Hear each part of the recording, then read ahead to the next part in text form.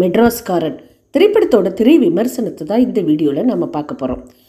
தமிழ்நாட்டின் பிற்பகுதியிலிருந்து சென்னைக்கு வாழ வந்திருப்போரே அவர்களது சொந்த ஊரில் மெட்ராஸ்காரன் என்று அழைப்பார்கள். அப்படிப்பட்ட ஒருவரை கதாநாயகனாக கொண்டிருப்பதால் இப்படத்துக்கு அந்த பெயர். சென்னையில் வசிக்கும் நாயகன் ஷேன் நிகம் புதுக்கோட்டை மாவட்டத்தில் உள்ள தன்னுடைய சொந்த கிராமத்தில் தனது திருமணத்தை நடத்த விரும்புகிறார். அதற்கான வேலைகளை உற்சாகமாக நடந்து கொண்டிருக்கும் போது நாயகனின் வாழ்வில் திடீர் சிக்கல். அதனால் என்னவெல்லாம் நடக்கின்றன, அவற்றை அவர் எவ்வாறு எதிர்கொள்கிறார் என்பவற்றை வேகமும் விறுவிறுப்பாகவும் சொல்ல முயன்றிருக்கிறது இந்த படம்.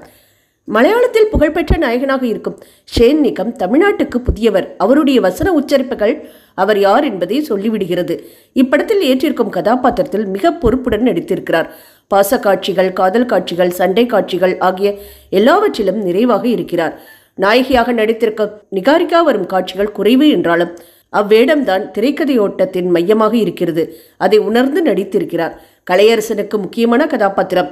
அதை தன் நடிப்பின் மூலம் மேலும் மெருகேற்றியிருக்கிறார். அவர் நல்லதின் பக்கம் நிற்கிறாரா கெட்டதின் பக்கம் நிற்கிறாரா என்கிற குழப்பம் வருவது அப்பாத்திரத்தின் பலம். ஐஸ்வர்யா தத்தா கலையரசனின் மனைவியாக நடித்து கதையிலும் முக்கியத்துவம் பெற்று நன்றாகவும் நடித்து கவனம் ஈற்றிருக்கிறார். கருணாஸ், பாண்டியராஜன், கீதா கைலாசம், தீபா, லல்லு ஆகிய அனைவரும் ஏற்றிருக்கும் வேடத்துக்கு ஏற்ப அளவாக நடித்திருக்கிறார்கள். அவர்களுடைய அனுபவம் படத்துக்கு பலமாக அமைந்திருக்கிறது. பிரசன்னா எஸ் குமாரின் ஒளிப்பதிவில் சண்டை காட்சிகள் சிறப்பாக அமைந்திருக்கின்றன.